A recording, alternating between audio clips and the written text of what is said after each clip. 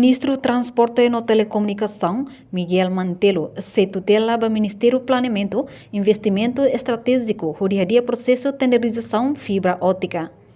Terça-feira, Loronhat Fulanzulho Tinangne, Ministro Transporte e Telecomunicação, Miguel Manetelo, a jornalista Cira e a Palácio Governo dele. Não, tanto empresa pública que instituto público palu mosu e também a duni kata sambalo precisa zero os empresa agora los duni é buat balu pode ser bele la Oscar e MTCI então sei o governo se fale mas ini be tutela vai a ministério né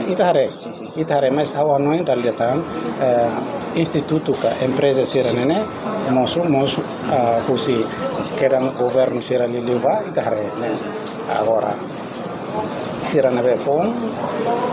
se la necessidade itare sirane be fon agora sirane be tuan itare nia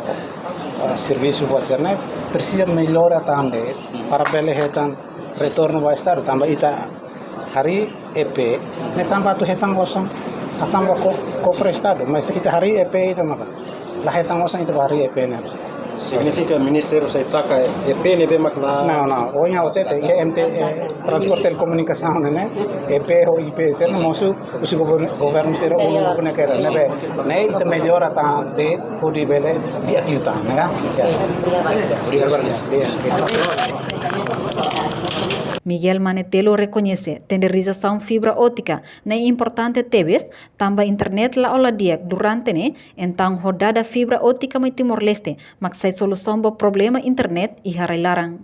Reportagem Sabina Sansa, Marquita da Silva, Televisão Timor-Post.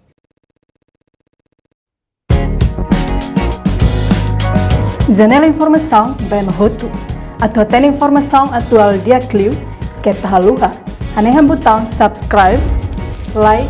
halo, comentário, no faz tudo também mídia social Roto.